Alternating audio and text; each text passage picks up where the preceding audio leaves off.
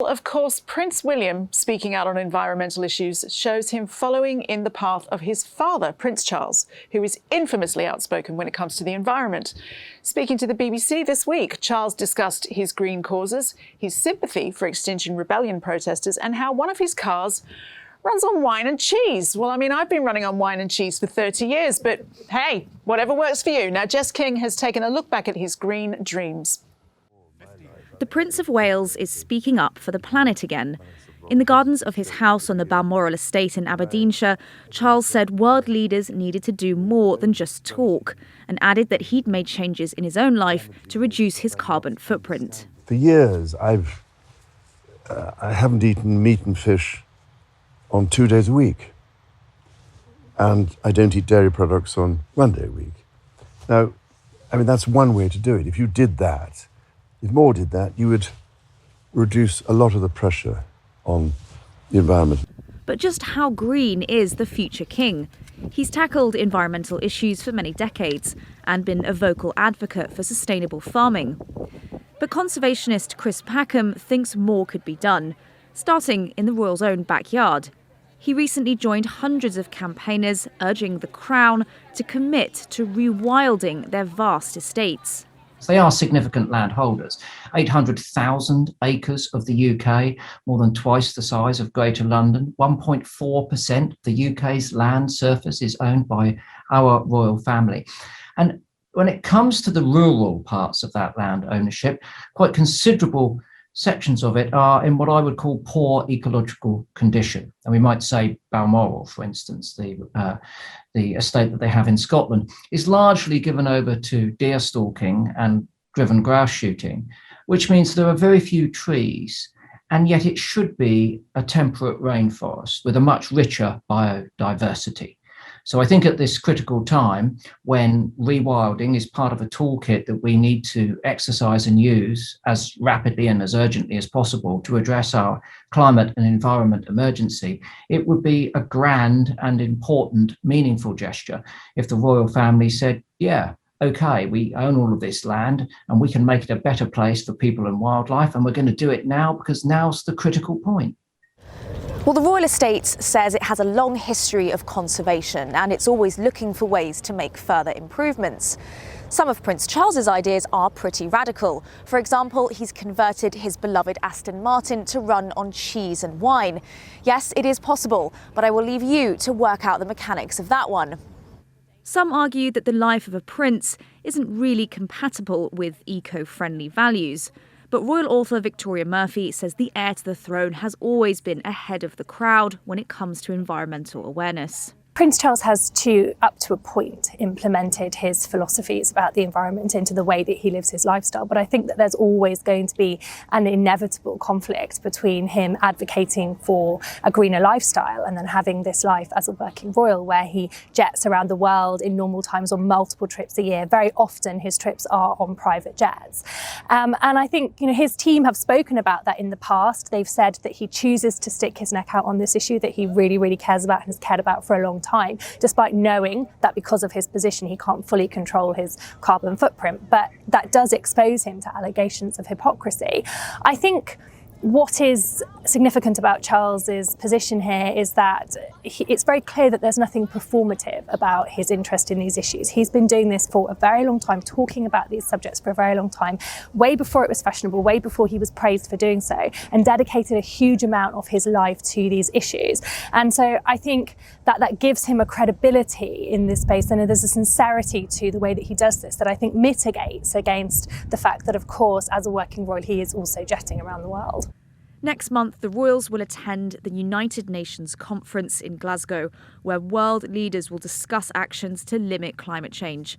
And Britain's future king will be hoping that people are finally paying attention. I'm going to come to you first, Sarah, on our panel. Do you welcome William's intervention when it comes to space exploration? Well, I'm a bit conflicted here because I'm very excited about Captain James T. Kirk finally blasting off into space because, like you, I'm a bit of a Trekkie. So I'm sorry, I was just tickled pink by him finally getting up there. I mean, I think that there is something a little bit I don't know, inappropriate about Jeff Bezos firing his massive penis-shaped rocket into space for 3 minutes for no real good reason. And so I do think William has a point. I mean, yes, I imagine it's cost quite a lot of rocket fuel to send a rocket up for 3 minutes. And what happened to the Willy? Does that come back down, or does it obliterate into space? No, it goes up and no, because otherwise then you'd have to obliterate Captain James T. Kirk. No, so because they came back in a little capsule, you see. Yes, so that's why I'm wondering. Bits of it go off, don't they? Yeah. But so yes, I suppose it is a little bit wasteful. It is a sort of rich man's game, and I suppose William's point is that if he spent as much money as he does firing his Willy into space on improving the environment, then things would be better on the planet. The question, I suppose, really is it William's place to intervene in these issues? Well, it's a rather dangerous position for a royal, because a lot of people feel like the royal family is quite a public expense that could go elsewhere. Exactly, and also traditionally they've always really sort of kept out of these kind of debates. But then, Charles has always been very outspoken about the environment, and that's fine. But then, he's talking about Extinction Rebellion and how he sympathises with them. It's all very well for him. He lives a very privileged lifestyle. He doesn't have to, he can't, he's not being stopped from getting to work and losing a whole day's wages because somebody is sitting in front of his van on the M25. That's the reality of this for a lot of people. So it's all about perspective, isn't it, and personal experience. And I'm sure that he didn't convert his own car to run on wine and cheese. Someone did it for him. It's fine if you come from a position of great privilege, but just be slightly aware that your experience is perhaps not everybody else's. And what do you think of the timing of William's comments? He's not really made any public statements with these opinions before.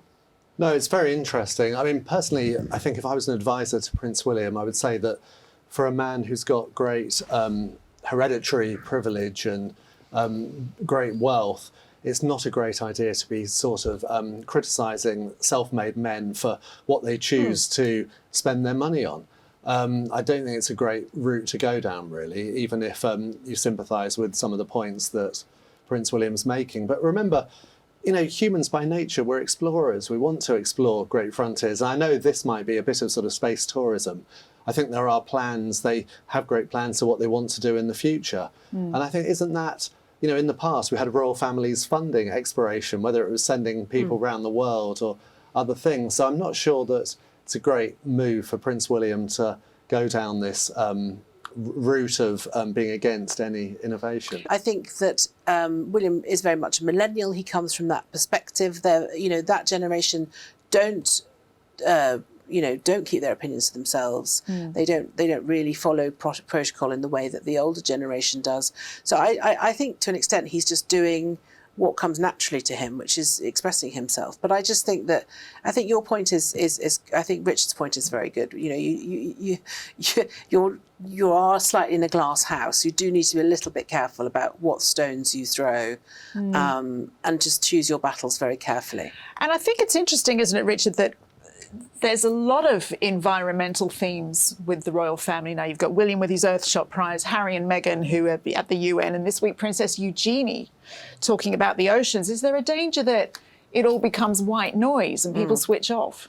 I think there is a real danger, and at the moment, we've got a real problem with energy prices that at the moment and over the coming year, people are really are going to feel those sort of damage their lifestyle in terms of what things are costing. So to then have endless lectures from very rich, privileged people, I think is a problem. And the royals don't want to get stuck in that. So, it's brilliant, the projects they're doing. And I think Prince William's Earthshot Prize that we're going to see, the prizes this weekend, is fantastic because it's all about encouraging ideas. How can we improve things? And it's really positive, optimistic.